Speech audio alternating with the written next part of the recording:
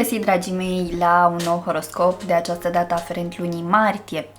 Dragilor, vă invit să-mi rămâneți aproape în cele ce urmează, pentru că voi trece în revistă evenimentele majore ale acestei luni și modul în care acestea vor influența fiecare semn zodiacal în parte.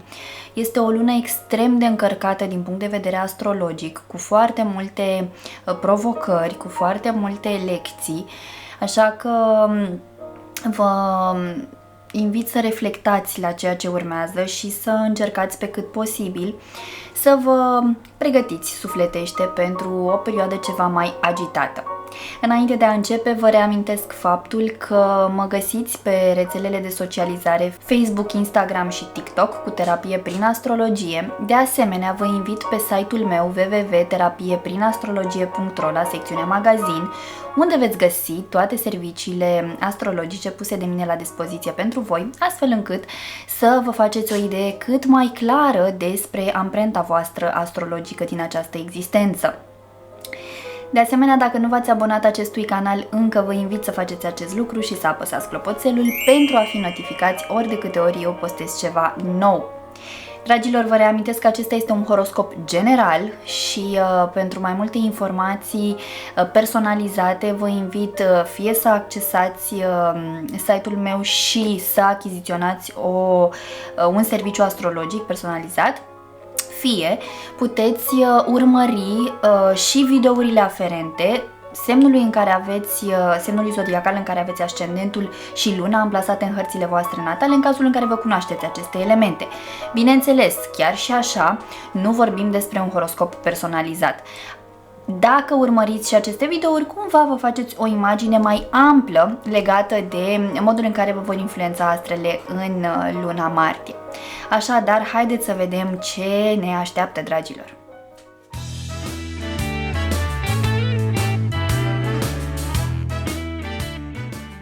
Bun găsit, dragi nativi ai zodiei Scorpion, și bine ați revenit la un nou video, de această dată aferent horoscopului lunii martie. Dragilor, acest video este pentru toți cei dintre voi care v-ați născut în acest semn zodiacal, dar și pentru cei dintre voi care aveți ascendentul și luna amplasate în zodia Scorpion, dar și alte elemente majore. Dragilor, așa cum v-am spus și în partea de intro, luna martie este una extrem de intensă, pentru că vom avea parte de 2 eclipse și 2 retrogradări. Pentru voi, aceste evenimente vă vor influența în special în tot ce are legătură cu viața voastră de zi cu zi, de la obiceiurile zilnice, la sănătatea corpului fizic, la relația voastră cu jobul, cu partenerul de cuplu. Așa că este bine să fiți atenți la ceea ce aveți de modificat, de îmbunătățit, astfel încât calitatea vieții voastre să crească, să aduceți bunăstarea în viața voastră de zi cu zi. În data de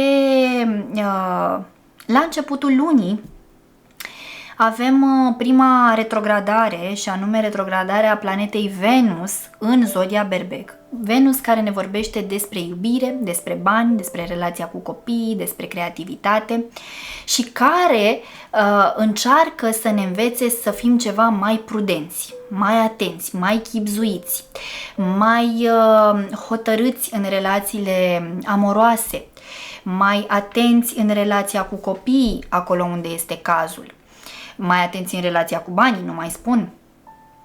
Deci luna martie nu este o lună bună pentru decizii majore, pentru cheltuieli majore, investiții și așa mai departe. Este o lună în care să conștientizați lucruri, în care să observați lucruri, să analizați. Tot la începutul lunii, Mercur, planeta comunicării și a gândirii, pășește și ea în semnul Berbecului, așa că din punct de vedere al comunicării și al gândirii va exista o tendință înspre impulsivitate, înspre a fi mai direcți, mai deschiși, mai hotărâți în ceea ce veți avea de comunicat celor din jurul vostru. Pentru unii dintre voi poate că veți fi mai curajoși în a vă exprima, în a spune ce aveți de spus, da? Nu veți mai menaja foarte mult persoanele din jurul vostru și veți fi ceva mai tranșanți, lucru care, bineînțeles, poate aduce anumite rezolvări în viața voastră de care aveți mare nevoie. Ei bine, spre mijlocul lunii, mai exact pe data de 14 martie, va avea loc prima eclipsă de lună din 2025 în zodia Fecioară.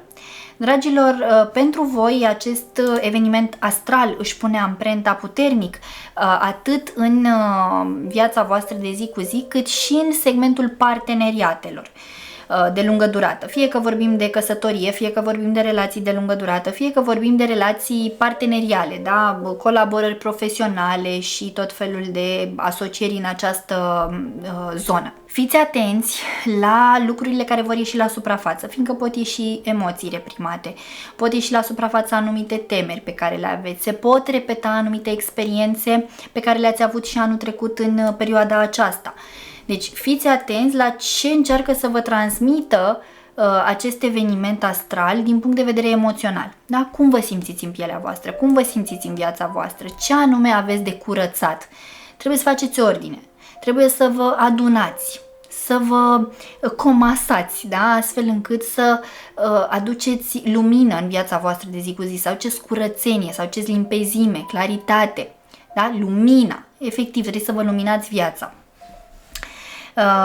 În intervalul 18-19 luna vă va tranzita și pe voi, iar acest lucru, bineînțeles că vă va provoca și mai mult din punct de vedere emoțional, veți fi mai sensibili, mai emotivi, da? Mare atenție cum răbufniți, cum revulați pe cei din jurul vostru, atenție la calitatea muncii pe care o livrați la locul de muncă.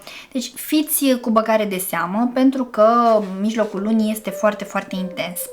Pe final de lună, mai exact pe 29 martie, va avea loc cea de-a doua eclipsă, de această dată eclipsa de soare, din zodia Berbec.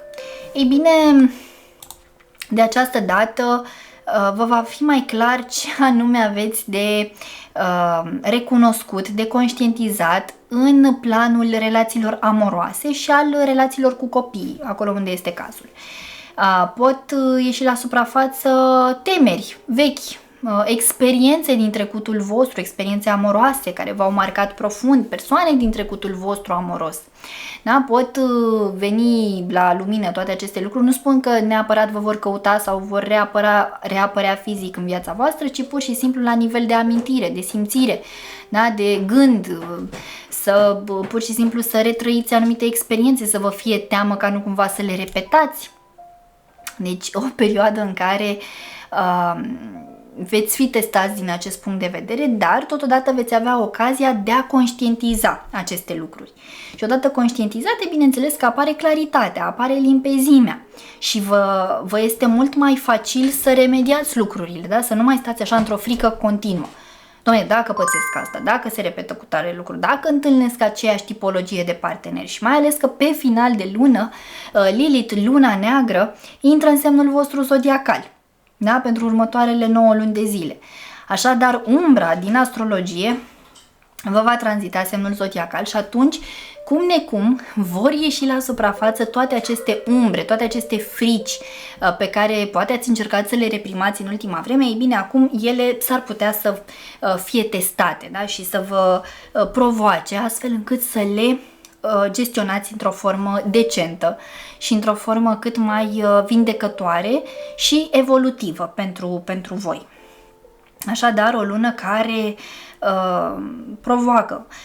Comunicarea va fi provocată pentru că, da, pe 15 martie, Mercur, cea de-a doua planetă care retrogradează în martie, își va începe această mișcare, prima din acest an, și cumva va pune și partea de gândire și de comunicare așa într-un stand-by, da? Deci cumva vă va ajuta să gândiți înainte să vorbiți, da? Pentru că în prima parte a lunii Mercur în Berbec, v-am zis ce va produce, tot în Berbec va retrograda până pe finalul lunii, când va trece în Pești din acest mers aparent retrograd. Și atunci trebuie să fiți cu băgare de seamă, da?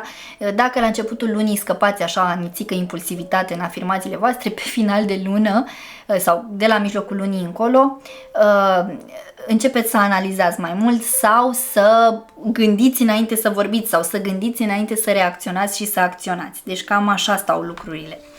Așadar, o lună, cum v-am zis, încărcată cu fel de lecții, de provocări, de evenimente menite să ne ajute să evoluăm. Dragilor, acestea sunt informațiile din punct de vedere astrologic. Așa cum v-am obișnuit, am să extrag și un mesaj sau mai multe de la cărțile Oracol. Haideți să vedem ce mesaj sau ce mesaje au acestea. Ok, au ieșit 2 carduri. Bun, primul card îți spune să ai încredere în anotimpuri. Îmbrățișează schimbarea, îmbrățișează ciclurile vieții, tranziția și creșterea, dezvoltarea. Iată, cât de frumos. Da? Mai ales că tu ești semnul transformării, semnul regenerării, da? Și cel de-al doilea mesaj, wow, vorbește despre Sfântul Graal. Încetează, oprește acum căutarea ta nesfârșită.